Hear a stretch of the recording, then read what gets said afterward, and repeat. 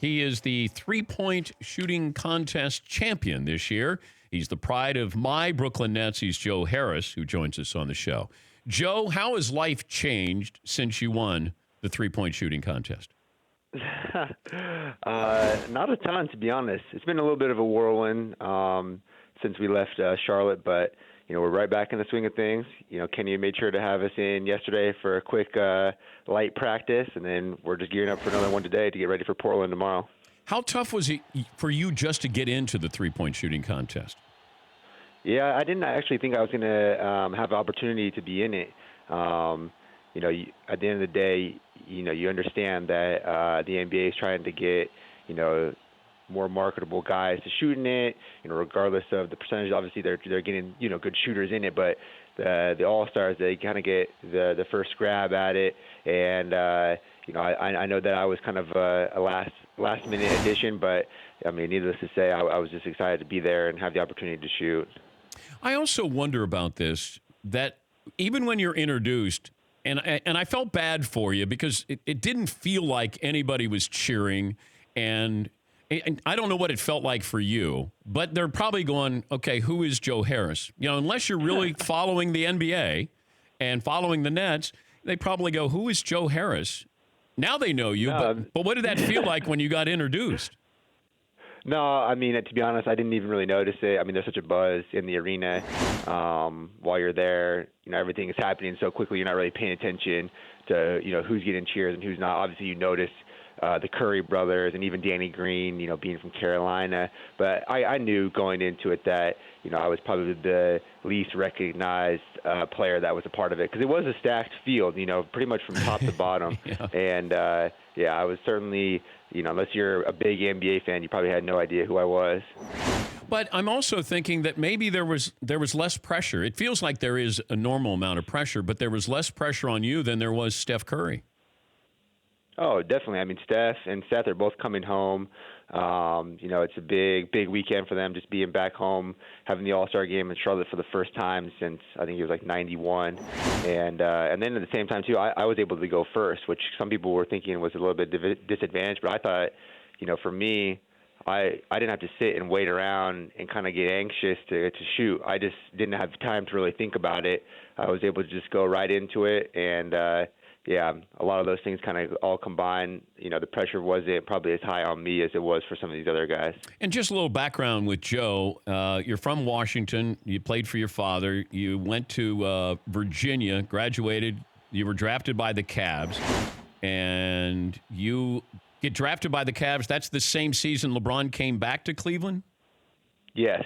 Okay. Yeah. So my rookie year was LeBron's first year back in Cleveland. Okay, and then you end up playing a little for the Canton Charge of the G League.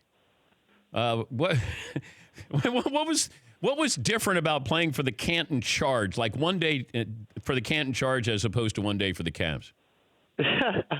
Well, I think I actually was the first. I guess at the time it was a D League. I was the first D League player to play a D-League game in the morning, and then I also got in the evening with the Cavs. So I was getting pretty good experiences on both ends.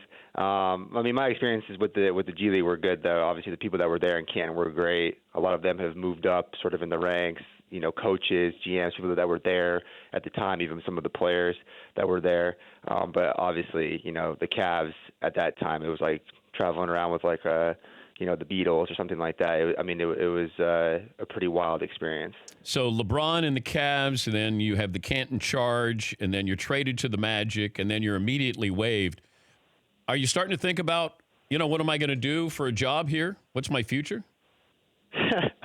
Yeah, definitely. I was pretty realistic about the whole thing. I hadn't really proven anything in the NBA. I was a second-round pick. Not a lot of times do guys sort of in that scenario get a second opportunity, and then I was just lucky to get a chance with Brooklyn, where Kenny and Sean Marks both saw something in me and liked the way that I play and how I would plug into what they were trying to build here. Yeah, it's been a great ride there. And you live in Brooklyn. You play for the Brooklyn Nets, and you got the Brooklyn beard. I mean, you blend in with every other dude in Brooklyn. Are we I do. keeping the beard? Are you who has the beard longer, you or James Harden? Harden for sure. This is a somewhat recent addition, beginning of this year, and I just kind of stuck with it because I know now if I shave it now, I mean I look like a little kid, so I have to keep it at least throughout the rest of the season. Wait, does this make you look more intimidating, Joe? I wouldn't say that. I'd say it makes me look a little bit more rugged, a little older, which I like. What's the first big purchase that you made in the NBA?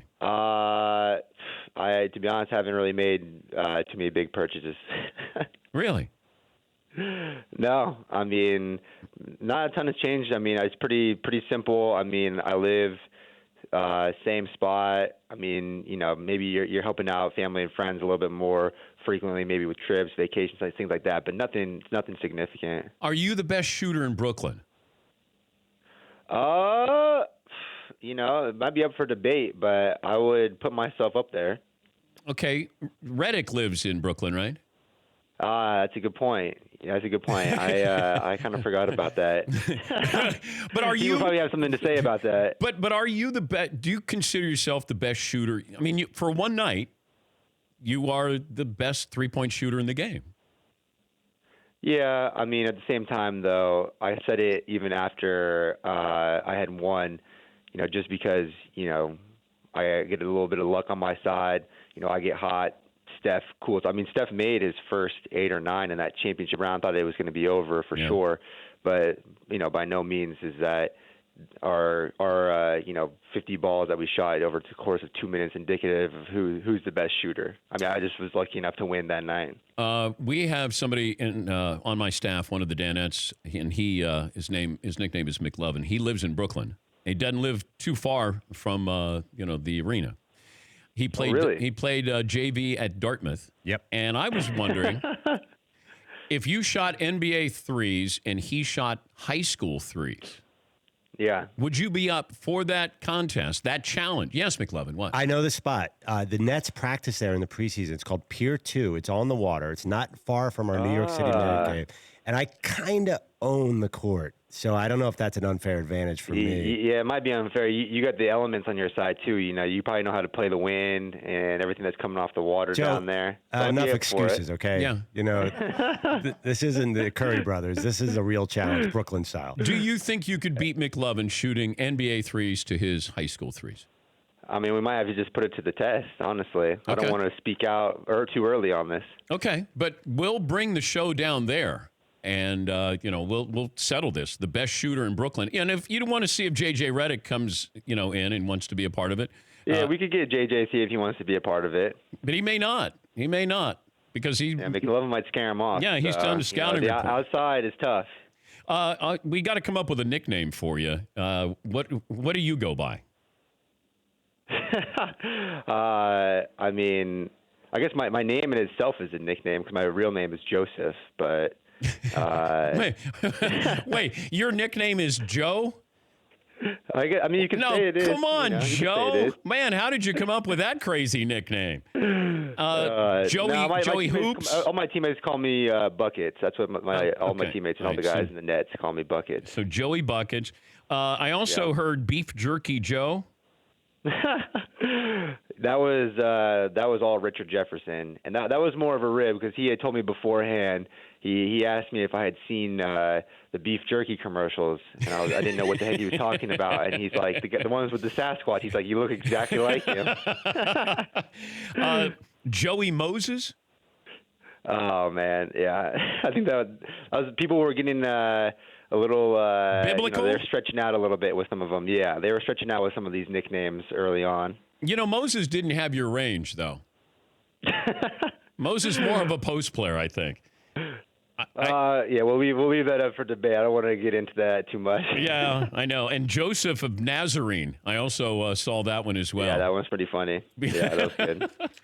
Hey, congrats. And, maybe we'll set this up in the offseason. I'll send McLovin down there, and he'll shoot high school threes to your NBA threes. Yeah, just keep me posted. I'll be ready to go whenever. Thank you, Joe. Joseph. I appreciate it, Dan. Thank you, guys. Congratulations. That's Joe Harris. For more Dan Patrick Show, tune to Audience Channel 239 on DirecTV or download the Dan Patrick Show app.